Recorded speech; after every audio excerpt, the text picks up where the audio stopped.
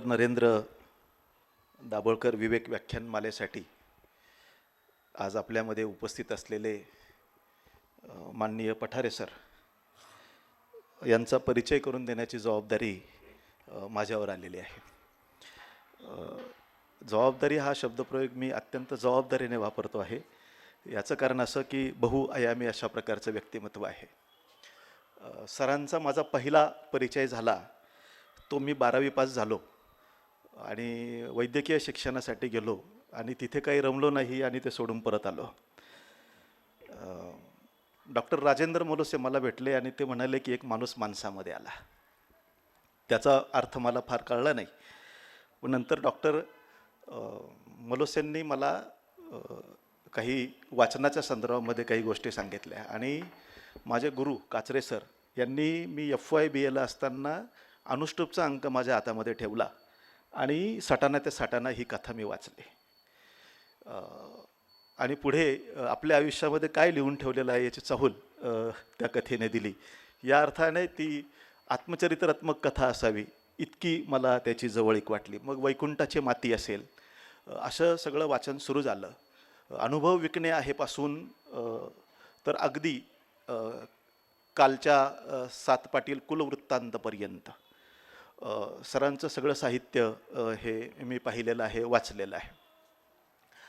त्याचे खूप वेगवेगळे अशा प्रकारचे पैलू आहे आणि महत्त्वाची गोष्ट म्हणजे मराठी भाषेच्या बाबतीमध्ये, शैलीच्या बाबतीमध्ये नेमाड्यांच्या कोसलानंतर ज्याची दखल घ्यावी भरीव अशा प्रकारचे प्रयोग भाषेच्या पातळीवर हे सर्वप्रथम कादंबरीमध्ये पठारे सरांनी केले.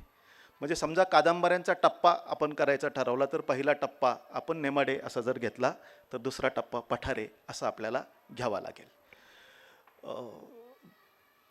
लीळाचरित्रातली जी भाषा आहे ती भाषा आजच्या काळामध्ये कशा पद्धतीने आपल्याला मांडता येऊ शकते याचे खूप प्रयोग सरांच्या अनेक कथांच्या मधून आपल्याला बघायला मिळतात.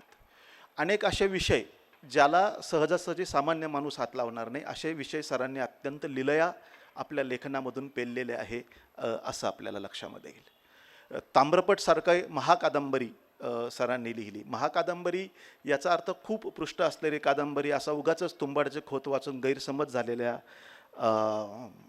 वाचकांना ताम्रपट नंतर महाकादंबरी काय असते हे कळलं आणि सात पाटील कुलवृत्तांताने तर त्याच्यामध्ये भर घातलेले आहे असं आपल्या लक्षामध्ये येईल. दुसरा आणखीन एक अत्यंत महत्त्वाचा अंगाचा मला सरांचा परिचय करून दिला पाहिजे तो असा की सर लेखक आहेत, म्हणजे कथा लेखक आहेत, कादंबरी लेखक आहेत, पण त्याचबरोबर विचार मांडणे ही सुद्धा अत्यंत महत्त्वाची गोष्ट आहे आणि तो विचार आचरणात आणणे ही सुद्धा अत्यंत महत्त्वाची गोष्ट आहे. जगभरामध्ये सध्या चर्चेमध्ये असणारा जो विषय आहे तो म्हणजे देशीवाद. म्हणजे आपण जगभरामध्ये जे वर्ल्ड लिटरेचर टुडे वगैरे सगळे लेखन आहे ते जर बघितलं आणि त्याच्यामध्ये भारतातल्या कुठल्या गोष्टीच्या विषयी या परदेशातल्या लोकांना किंवा पाश्चात्य विद्यापीठातल्या अभ्यास करणाऱ्या लोकांना आकर्षण वाटतं असं जर बघितलं तर त्या दोन गोष्टी आहेत. त्याच्यातली एक म्हणजे दलित साहित्य आणि दुसरं म्हणजे भारतातला देशीवाद. आणि या देशीवादाचे जे मुख्य दोन चाकं आहेत त्याच्यातलं एक नेमाडे सर आणि दुसरं पठारे सर आहे. सरांचं कोल्हापूरमधलं देशीवादावरचं आणि वसाहतवादावरची जी भाषणाची पुस्तिका आहे ती आपण आवर्जून वाचावी. म्हणजे किती वेगवेगळ्या प्रकारचं चिंतन सर करतात हे आपल्याला लक्षात येईल. फिजिक्सचे प्राध्यापक आहेत आणि मराठीमध्ये उत्तम लेखन केलेलं आहे. बऱ्याचदा असं घडलेलं आहे की गवस सरांचा अपवाद जर सोडला तर फार कमी मराठीच्या प्राध्यापकांनी दर्जेदार अशा प्रकारचं लेखन केलेलं आहे. विज्ञान शाखेतल्या शिक्षकांनी खूप चांगलं लेखन केलेलं आहे आणि एकूण सगळ्या साहित्यामध्ये एक वैज्ञानिक दृष्टिकोन आपल्याला बघायला मिळतो. सामान्य माणसांच्या विषयीची कणव आपल्याला बघायला मिळते. आणखीन खूप वाङ्मयीन वैशिष्ट्य मला सांगता येतील, परंतु आपण आणि सर यांच्यामध्ये मी फार वेळ थांबणार नाही कारण सर अधिक चांगल्या पद्धतीने आपल्याला सांगतील. फक्त एकच गोष्ट मी आत्ता सांगतो की समजा मराठीमध्ये याच्यानंतर ज्ञानपीठ पारितोषिक कुणाला मिळायचं असेल तर ज्या 2-3 लोकांची शक्यता आहे त्याच्यामध्ये एक शक्यता आपल्यासमोर बसलेली आहे.